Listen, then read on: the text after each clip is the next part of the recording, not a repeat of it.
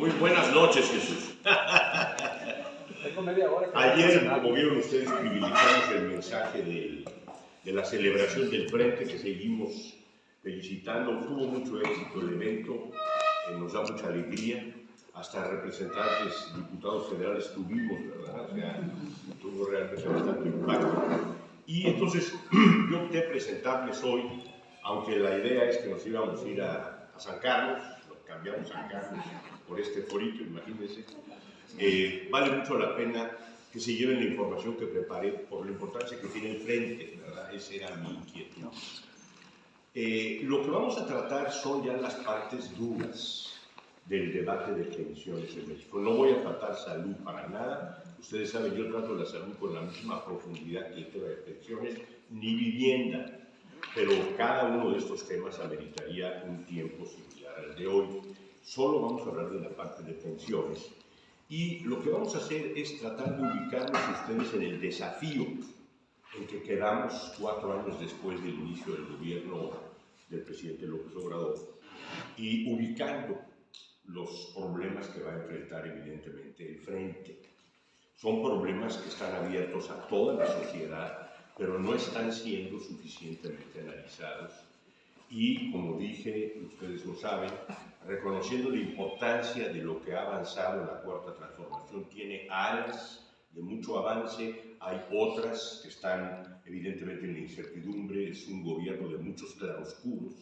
Hay que hacer el análisis serio, reconociendo que evidentemente hay un cambio que no habíamos tenido desde 1988, realmente, cuando el ingeniero Cuauhtémoc Cárdenas debió haber ganado la presidencia de la República, igual que Andrés Manuel López Obrador en 2006. Entonces estamos asistiendo mediáticamente a un fenómeno muy complejo, porque lo que AMLO llama los conservadores realmente tienen un discurso muy pobre. Si ustedes se fijan, en ninguno de ellos hay un análisis del tema pensional. No existe. En salud lo que existe son las tonterías del doctor Narro respecto al seguro popular que venturosamente ya desapareció. Y el tema de vivienda, si ven ustedes, ni se toca. Por más que hay una bola de problemas muy severos en Infonavit y en Foviste por la gente que le está impactando la UMA y que ahora han tratado de convertir esos créditos en pesos. Todos esos temas pues nos ponen frente a un desafío grande que nos gustaría que los candidatos por la parte de Morena para el 2024 pues pusieran sobre la mesa, pero tampoco los estamos escuchando mucho. Ni en el caso de Claudia, ni en el caso de Adán, ni en el caso, por supuesto, de Marcelo. De Monreal no me voy a referir porque considero yo que él no tiene una opción real. No tanto por eso, sino porque yo creo que el asunto puede quedar más bien entre los otros tres. No veo yo la manera en que él pudiera jugar esta final. Es un candidato que habla mucho, Monreal, desde que yo lo conozco, no personalmente, yo soy un analista de políticas públicas, veo el gobierno siempre y veo a las figuras. A mí me parece que es una persona que habla demasiado. Y los candidatos que hablan tanto generan cacofonía temática, ¿verdad? Entonces uno no tiene la certeza de que está ante una persona que tiene un programa claro en materia de estos 3 temas tan delicados, ¿no? Salud, pensiones y vivienda. Entonces, lo que vamos a ver son las 3 áreas difíciles. La primera, la del apartado A, la segunda, la del apartado B, y luego lo que ha pasado con ciertas declaraciones de la propia Secretaría de Hacienda del gobierno actual, el de ya López Obrador con Rogelio Ramírez de la O, ¿verdad? Todo enfocando el desafío pensionario. Y entonces vamos a empezar por el apartado A, que es el asunto más grande. ¿Qué tenemos en el apartado A? Tenemos aproximadamente 21 millones de trabajadores, más sus familias amparados en el Instituto Mexicano del Seguro Social, un contingente grande que tiene el gran empleo del sector privado mexicano, no el informal, por supuesto, ustedes saben, tenemos un fenómeno complejo, mi Jesús, 60% del mercado de trabajo es informal, estamos hablando del 40% formal. ¿Qué pasó ahí en este sexenio? Pues AMLO lo que hizo es que amagó a los patrones. Les dijo, yo puedo hacer algo con el sistema Afore, pero ustedes proponen. Esto es interesante porque lo que se logró es un resultado que termina apuntalando el sistema de cuentas individuales de las Afores con más recursos fiscales. No solo no está resuelto el problema, sino está complejizado. Y eso vino entonces, ahí sí AMLO tendrá que responder ante la historia, pues de que él no quiso tomar otra ruta. ¿Se podía haber tomado otra ruta? Claro que sí, pero tenía muchos costos fiscales. Ahí volvemos al problema. Salía caro, Jesús. Pero de todos modos ahorita están gastando y están gastando mal. Esa es la cuestión. Pudo haber habido, Arturo, una solución diferente. El caso de México no es el único. Si se ve Chile, si se ve Colombia, si se ve incluso El Salvador con ese Bukelele, en los tres casos está ocurriendo lo mismo. Se está apuntalando el sistema de Afores, cada uno con su nombre en los países, ¿verdad? Pero no se ha revertido el modelo. Por eso me permití hacer esa corrección el amigo Roberto ayer, porque él decía, si hay una recentración hacia sistemas mixtos. No, no es cierto. No vamos a sistemas mixtos. Vamos realmente a más de lo mismo, más caro para el gobierno y sin mejores pensiones. Ese es el problema que tenemos que levantar, ¿no?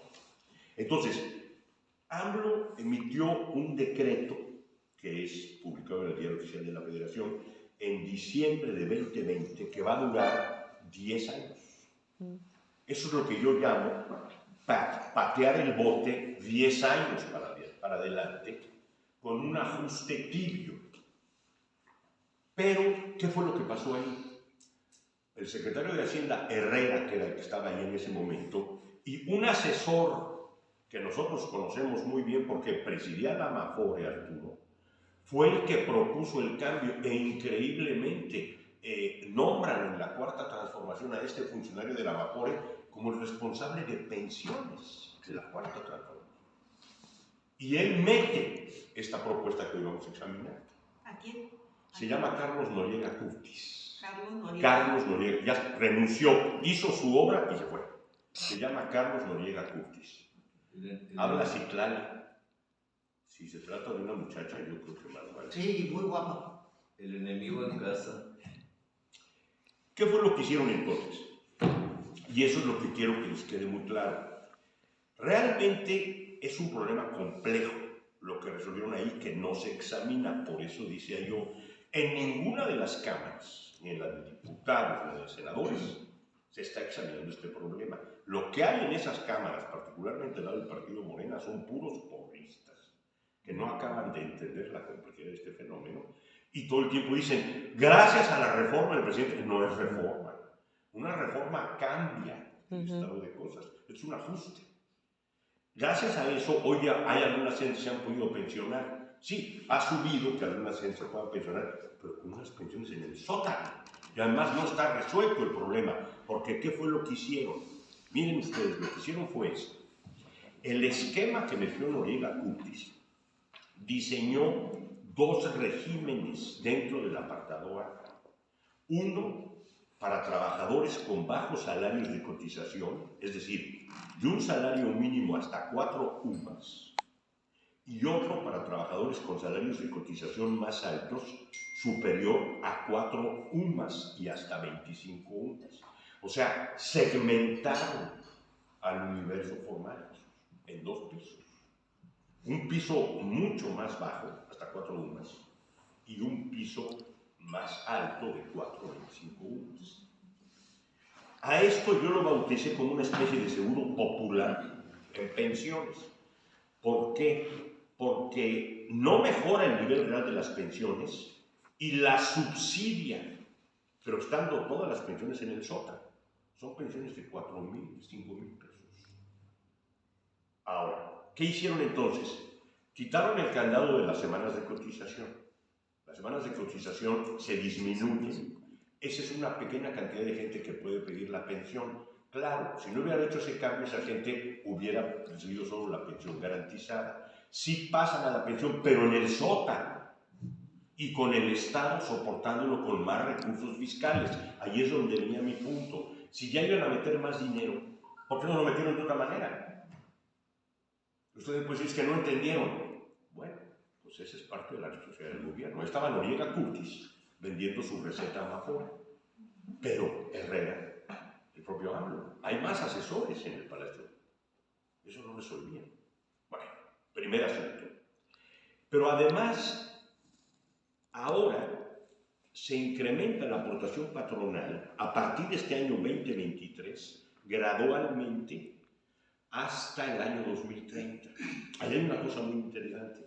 ¿Qué va a pasar con ese incremento de la aportación patronal? Pues sí, evidentemente la pensión va a subir, pero ¿cuándo? Para un trabajador que empieza su carrera laboral este año, Oscar, en 2023, o sea, pues cuando ese cuad salga al mercado, me van a disculpar que uno que me estás grabando ya no lo voy a poder analizar porque seré cenizas, ¿no? O sea, como decía Keynes, en el futuro todos vamos a estar muertos, ¿no? O sea, se abre una carrera laboral, Arturo, de 30 años. ¿Y cómo se va a comportar esa pensión? Pues dependerá. Como veíamos ayer en el análisis que hacía Roberto, todo sistema de pensiones es víctima de los ciclos económicos, pues hay que ver. Pero empieza una historia nueva para quien se contrate este año. Pero para atrás no hay mejora. Más que este esquema de 2 niveles pensionarios donde el Estado va a meter más dinero. Pasa además lo que sigue, fíjense ustedes. El Estado entra a fortalecer las pensiones más bajas, de 0 a 4 UMAS. Pero para arriba, ¿qué desaparece? Antes teníamos el principio tripartito. Era aportación obrero, patronal y del Estado. Para los de 5 UMAS hasta 25, desaparece la pensión básica, la pensión mínima garantizada. Ellos ya desaparecen. O sea, a partir de las 5 UMAS, si empezaron una carrera laboral en este año, en 30 años van a llegar, no tendrán la aportación del Estado. ¿Qué es eso? Rompieron el tripartismo. Ahí no hay un esquema tripartito, sino bipartito. El trabajador y el empresario. Eso es lo que aprobaron. ¿Dónde están discutiendo eso? En ningún lado. O sea, este esquema, vean ustedes, segmentó a los trabajadores en 2 grandes grupos. Primero, los de pensiones mínimas garantizadas, que son los que tienen los salarios más bajos, con un salario mínimo hasta 4 UMAS, y las famosas pymes, ¿no? Aquí ves inmediatamente, ¿no?, Jesús, la vinculación con la pequeña y mediana industria, ¿no? Son donde están los salarios más bajos a nivel nacional. Esos sí están subsidiados y reciben un subsidio mayor comparado con el otro régimen, que es el que va de 5 UMAS y hasta 25, donde la cuota social del gobierno desaparece. Vean ustedes, por ejemplo, esta información. Este segmento, el que está hasta abajo, va a acumular mayor ahorro como aportación gubernamental ex ante, decimos los economistas, o sea, antes, ¿no?, en sus cuentas individuales para el pago futuro de la pensión mínima garantizada. Son el universo de mayor afiliación. El informe del IMSS 2019-2020 documentó que durante los últimos 10 años, fíjense, desde casi Calderón, todo Peña Nieto y parte de AMLO, este grupo fue el grupo que representó casi el 75% de la afiliación del IMSS. El grupo más bajo. Es el grupo que no tiene con las pensiones más bajas. Entonces, en este cuadro, vean ustedes, en la conferencia matutina apenas del 13 de octubre, AMLO dijo, volvió a repetir, no sé a dónde iba, pero lo volvió a decir, dijo, ya pasaron 2 años, no estamos satisfechos. Entonces yo dije, un nuevo aviso a los patrones, ¿para dónde van? Esto es apenas de octubre, Oscar, ahorita, apenas. Y entonces dijo, tenemos que poner por delante, evidentemente, a los jubilados y pensionados. ¿A dónde va AMLO con eso? No, hasta el momento no les puedo decir porque no sé. Podría ser una negociación con el sector empresarial, no sé de qué se trata. Ese es el apartado. ¿De acuerdo?